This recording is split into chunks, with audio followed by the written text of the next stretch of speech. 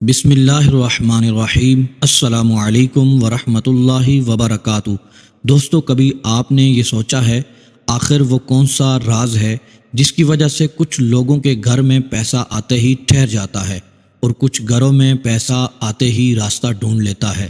کچھ لوگ کہتے ہیں قسمت خراب ہے، کچھ کہتے ہیں حالات ٹھیک نہیں، مگر سچ یہ ہے کہ اصل فرق برکت کا ہوتا ہے، کیونکہ قسمت بدلتی نہیں کھلتی ہے، اور برکت آسمان سے نہیں ٹپکتی، وہ نیت، دعا اور اللہ سے تعلق کے ذریعے دلوں میں اتاری جاتی ہے۔ ہم ایک ایسے زمانے میں جی رہے ہیں جہاں کمائی کے ذرائع بڑھ گئے ہیں مگر دلوں کا سکون کم ہو گیا ہے۔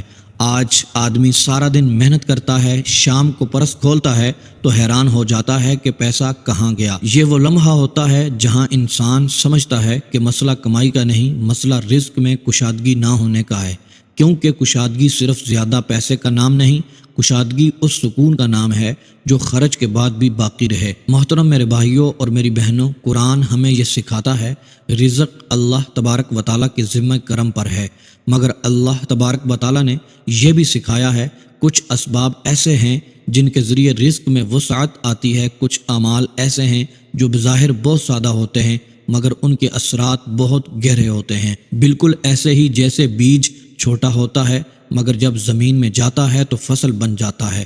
محترم دوستو، میرے بھائیوں اور میری بہنوں، گندم یہ کوئی عام دانہ نہیں، یہ وہ اناج ہے جسے اللہ تبارک و تعالیٰ نے انسان کی بنیادی غذا بنایا۔ یہ زمین میں دبا کر بھی زندہ رہتا ہے، یہ پیسا جائے تو بھی قوت دیتا ہے، اور یہ ذخیرہ کیا جائے تو وقت ضرورت کام آتا ہے۔ اس لیے بزرگ کہا کرتے تھے کہ گندم رزق کی علامت ہے، تسلسل کی علامت ہے اور برکت کی علامت ہے۔ محترم دوستو، میرے بھائیوں اور میری بہنوں، ایک بزرگ کہا کرتے تھے جس گھر میں گندم کی قدر ہو اس گھر میں فاقہ نہیں آتا، اور جس دل میں شکر ہو اس دل میں تنگی نہیں آتی۔ اس لیے بعض اعمال میں گندم کو بطور علامت استعمال کیا جاتا ہے۔ اصل طاقت گندم میں نہیں، اصل طاقت اس دعا میں ہوتی ہے جو اس کے ساتھ جڑ جاتی ہے۔ محترم دوستو، ہم اکثر کہتے ہیں ہمیں بڑا وظیفہ بتاؤ، مشکل عمل بتاؤ، لمبی تسبیح بتاؤ، مگر حقیقت یہ ہے کہ اللہ تبارک و تعالیٰ کو مشکل نہیں، اخلاص پسند ہے، اور اخلاص چھوٹے عمل میں بھی ہو سکتا ہے۔ محترم میرے بھائیوں اور میری بہنوں، کہتے ہیں ایک شخص روز ہزاروں کماتا تھا مگر ہمیشہ پریشان رہتا تھا۔ دوسرا شخص محدود کمائی کے باوجود مطمئن تھا۔ جب پوچھا گیا تو اس نے کہا میں رزق کو صرف پیسے نہیں سمجھتا، میں اسے اللہ تبارک و تعالیٰ کی امانت سمجھتا ہوں، اور امانت کی حفاظت دعا سے کی جاتی ہے۔ یہی دعا جب کسی چیز کے ساتھ باندھ دی جائے جو ہم روز دیکھتے ہیں، روز ہاتھ میں لیتے ہیں، جیسے پرس، بٹوا، تو وہ دعا بار بار یاد دلانے لگتی ہے کہ رزق دینے والا کون ہے، اور جب دل یہ بات مان لے تو دروازے خود بخود کھلنے لگتے ہیں۔ یہ بات بھی سمجھ لیجئے محترم میرے بھائیوں اور میری بہنوں، یہ کوئی جادو نہیں، نہ کوئی شارٹ کٹ راستہ ہے، نہ کوئی اللہ تبارک و تعالیٰ کو مجبور کرنے کا طریقہ، یہ صرف اللہ تبارک و تعالیٰ کے وعدوں پر یقین کا اظہار ہے، کیونکہ اللہ تبارک و تعالیٰ نے فرمایا کہ اگر تم شکر کرو گے تو میں اور دوں گا، اور شکر صرف زبان سے نہیں عمل سے بھی آتا ہے۔ محترم میرے بھائیوں اور میری بہنوں، یہ عمل پورے یقین کے ساتھ، پورے اخلاص کے ساتھ کرنا ہے۔ یقین کامل جب ہوتا ہے، جتنا زیادہ ہوتا ہے، اللہ تبارک و تعالیٰ اتنا ہی زیادہ کرم فرماتا ہے، کیونکہ حدیث قدسی میں آتا ہے، حضور سید عالم صلی اللہ تعالی علیہ وآلہ وسلم ارشاد فرماتے ہیں، فرمایا کہ اللہ تبارک و تعالیٰ اپنے بندے کے گمان کے مطابق معاملہ فرماتا ہے۔ بندہ وظائف کر رہا ہو اور پھر بندہ ڈگمگا بھی رہا ہو کہ پتہ نہیں میرا کام ہوگا یا نہیں ہوگا، تو پھر وہ کام نہیں ہوتا۔ یقین کامل ہو میں اللہ تبارک و تعالیٰ کی رضا کے لیے یہ وظیفہ کر رہا ہوں، یہ عمل کر رہا ہوں، میرا رب مجھ پہ کرم فرمائے گا، تو محترم دوستو حقیقتاً اللہ تبارک و تعالیٰ کرم فرمائے گا، اور ایسا کرم فرمائے گا آپ دیکھتے رہ جائیں گے۔ محترم دوستو، میرے بھائیوں اور میری بہنوں، اللہ تبارک و تعالیٰ پر پورا بھروسہ رکھ کر آپ نے یہ عمل کرنا ہے۔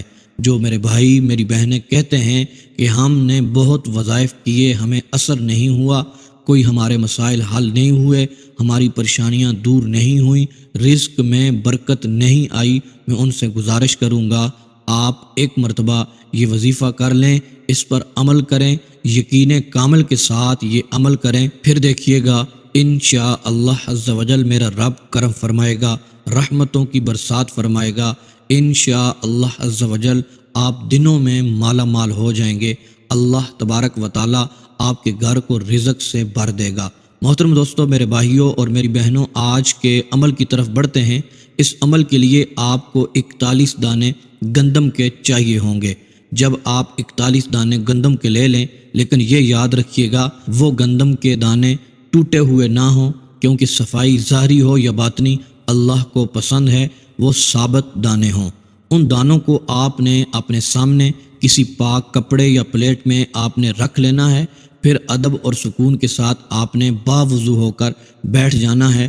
سب سے پہلے محترم دوستو، آپ نے 3 مرتبہ درود پاک پڑھنا ہے۔ درود شریف اس لیے کہ درود وہ عمل ہے جو دعا کو آسمان تک پہنچاتا ہے، اور نبی کریم صلی اللہ تعالی علیہ وآلہ وسلم پر درود بھیجنے سے دعا رد نہیں ہوتی۔ اس کے بعد محترم دوستو 3 مرتبہ سورہ کوثر کو پڑھنا ہے۔ سورہ کوثر رزق کی سب سے بڑی علامت ہے۔ کوثر کا مطلب ہے بے شمار عطا، وہ نعمت جو کبھی ختم نہ ہو۔ اس صورت میں اللہ تبارک و تعالی نے اپنے محبوب صلی اللہ تعالی علیہ وسلم سے فرمایا کہ ہم نے آپ کو بے انتہا عطا کیا، اور جو چیز اللہ تبارک و تعالی اپنے محبوب کو دے وہ کمی والی نہیں ہو سکتی۔ پھر محترم دوستو 3 مرتبہ سورہ اخلاص کو پڑھنا ہے۔ سورہ اخلاص ہمیں یہ سکھاتی ہے کہ دینے والا ایک ہے، نہ اس کا کوئی شریک، نہ وہ کسی کا محتاج ہے۔ جب دل یہ مان لے کہ سب کچھ ایک اللہ تبارک و تعالیٰ کے ذمہ کرم پر ہے تو خوف ختم ہو جاتا ہے، اور خوف ختم ہو جائے تو رزق میں وسعت آتی ہے۔ محترم دوستو 3 مرتبہ سورہ کوثر، پھر 3 مرتبہ سورہ اخلاص، اس کے بعد آپ نے 33 مرتبہ اللہ تبارک و تعالیٰ کے یہ اسم گرامی پڑھنے ہیں، یا رزاق، یعنی وہ ذات جو بغیر حساب کے رزق دیتی ہے، یا وہاب، یعنی وہ ذات جو مانگے بغیر بھی عطا کر دیتی ہے۔ نمبر 3 یا غنی، یعنی وہ ذات جو خود بے نیاز ہے اور بندوں کو بے نیاز کر دیتی ہے۔ محترم دوستو، میرے بھائیوں اور میری بہنوں، یہ نام اس لیے پڑھے جاتے ہیں کہ دل میں یہ یقین بیٹھ جائے کہ میرا رزق کسی نوکری، کسی انسان یا کسی ذریعے کا محتاج نہیں، میرا رزق اللہ کے خزانوں سے آتا ہے۔